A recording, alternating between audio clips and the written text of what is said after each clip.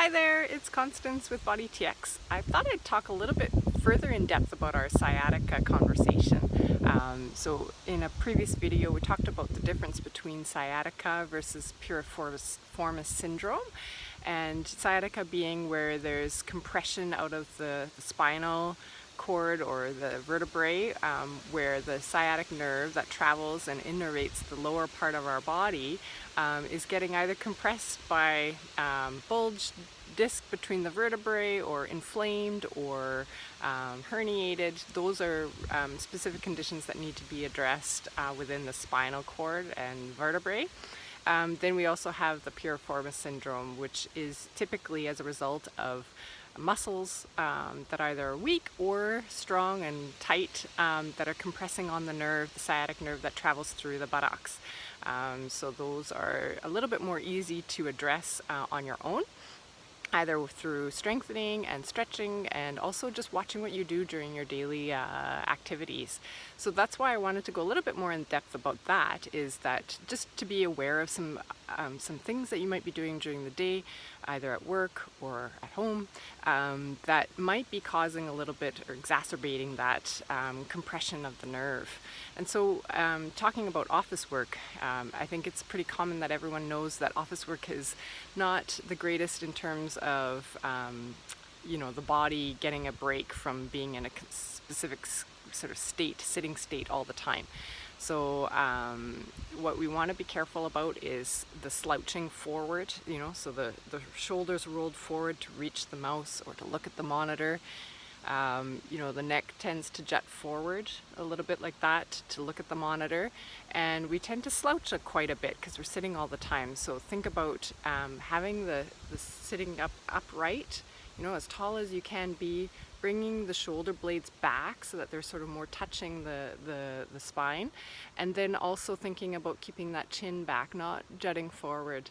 And then just naturally what happens is that lower back, there's less compression on the lower back, and even some people like a little bit of a rolled towel or lumbar support that helps them kind of sit straight up.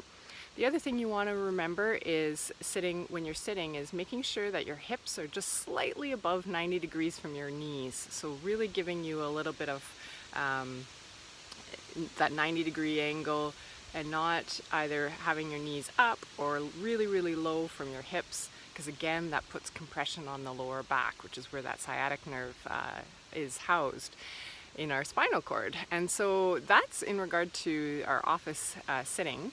But also one more thing I wanted to mention is what a lot of us tend to do is the crossing of the legs. So one leg over the other.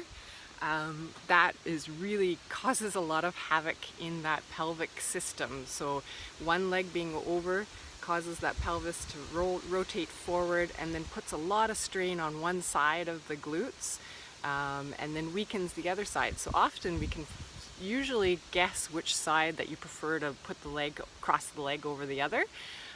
So it really does have an effect over the long term. So think about not crossing the legs.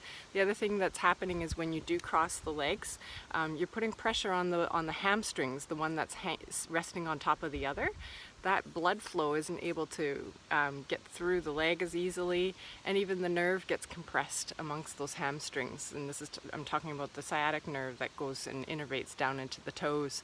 So again, just one thing to be conscious of.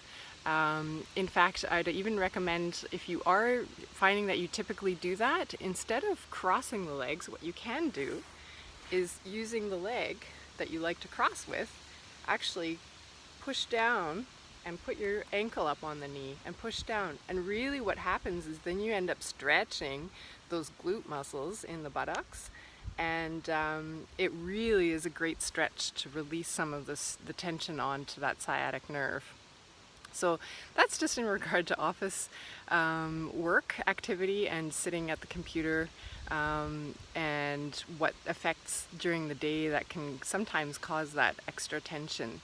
Another thing that we often recommend is, and I know it's hard, how hard it can be to always think of this, but even if you set yourself a timer on your phone or your watch, every 20 minutes, we highly recommend just getting up, stretching, so just side bending where one arm is sliding down the leg and the other over your head, Just really stretching that lower back, bringing the arms back, behind your back, and just opening up the front of the chest. It really releases a lot of the strain that might be happening as a result of posture when you're sitting.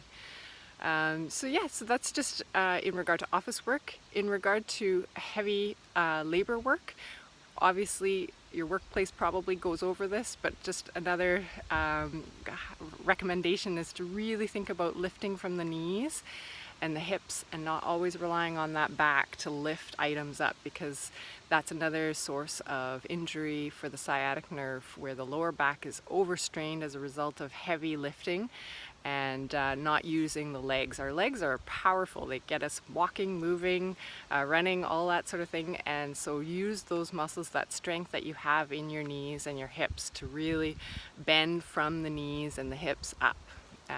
So hopefully that's helpful. A few ideas about just to keep in the back of your mind when you are working during the day, and just to keep the body limber, loose, and reduce that compression that can happen on the sciatic nerve. Thanks everyone.